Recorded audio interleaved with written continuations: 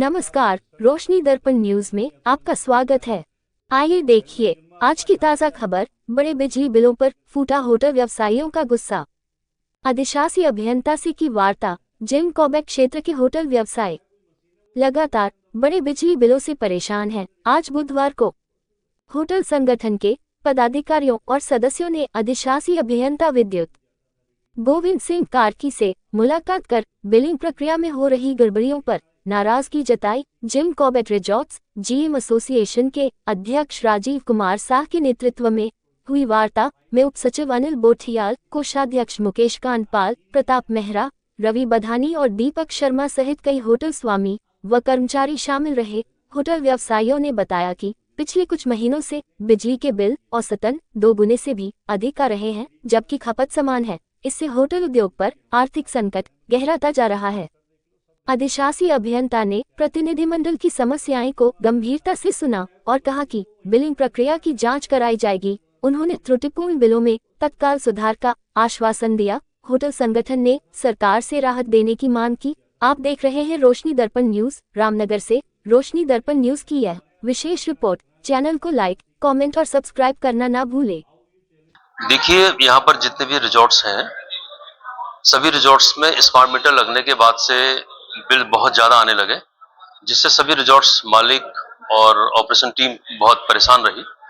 तो जब सभी रिजॉर्ट्स ने एक साथ निर्णय लिया कि हम लोग आकर के एक बार एग्जीक्यूटिव इंजीनियर साहब से मिलकर अपनी समस्या का हम समाधान चाहते थे, इसलिए आज हम लोग यहाँ पर आए हैं और हम लोगों ने उनसे वार्ता की। वार्ता बहुत अच्छे परिप्रेक्ष्य में हुई है। हमारा सिर्फ एक ही कंसर्न है कि जब हमारे रिजॉर्ट्स में रूम्स कम लगते हैं तो उसमें भी बिल ज़्यादा आता है।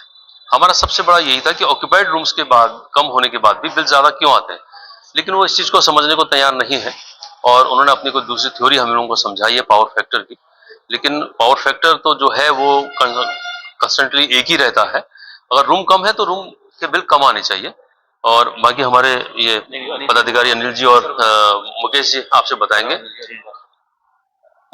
सर, समस्या बिजली के बिल को लेकर के है। कॉमर्शियल बिल बहुत ज़्यादा आ रहे हैं जब से स्मार्ट मीटर लगे हैं। इससे पहले भी हम लोग रिजॉर्ट चला रहे थे पिछले 10-15 सालों से। और जो स्थिति आज है, आज ऑफ सीजन में जितने रूम लगते हैं उसके मुकाबले ऑफ सीजन में जितने रूम लगते हैं उसके मुकाबले ऑफ सीजन में ज़्यादा बिल आ रहा है। जबकि ऑक्यूपेंसी लेवल अगर हमारा 25% रह जाता है, 20% रह जाता है और 80% के आसपास की अगर हमारी ऑक्यूपेंसी के हिसाब से वो बिल इस टाइम पे आ रहा है। जुलाई में, अगस्त में, सितंबर में, मई से हमारे स्मार्ट मीटर बिल लगे हैं। तो जो बिल हमारा 1 लाख रुपए का आता था वो आज 2.25 लाख रुपए का, करीब 50,000 रुपए से लेके और 1-1 लाख रुपए तक का महंगा हो गया। तो ये बहुत बड़ी समस्या है जिसको लेकर के हम आज बिजली विभाग में पहुंचे हैं। पूरी जीएम एसोसिएशन यहाँ पे अपनी बात रखने आई है। अभी कुछ हमारे को आश्वासन दिया गया है कि कुछ लोगों के इसमें दूसरे चेक मीटर लगा करके चेक किया जाएगा और देखते हैं कुछ बाकी। इसके अलावा हमको कुछ और थोड़े से चीजें बताई गई हैं कि आप एक कुछ पावर फैक्टर और ये सब चीजें चेक करने के लिए, तो वो भी हम अपनी लेवल पे एक बारी चेक करते हैं, फिर देखते हैं कि इसमें क्या चेंजेस हो सकते हैं। और जो आश्वासन दिया है कि भाई जो स्मार्ट मीटर है उसमें इस तरीके की कोई कमियां नहीं है, सारे चेक किए गए हैं, खामियां नहीं है उसमें। लेकिन हमारे हिसाब से जो कंजप्शन बहुत ज़्यादा बढ़ गई है, बहुत ज़्यादा बिल आ रहे हैं, तो वो हमारे लिए है, तो इसी के लेके हम आए थे। क्या कारण है इससे बिजली हमारे उत्तराखंड में हवा बन रही है और उसके बावजूद हमें महंगी बिजली मिल रही है? प्रदेश के मुख्यमंत्री से हमारे चैनल के माध्यम से कुछ मैसेज देना चाहेंगे? बिल्कुल सर, प्रदेश डबल इंजन की सरकार है। मुझे लगता है वो डबल इंजन में जो है कंजप्शन ज़्यादा हो जा रही है, तो इसी वजह से ये ऐसा कुछ हो रहा है, बट ऐसा होना नहीं चाहिए था।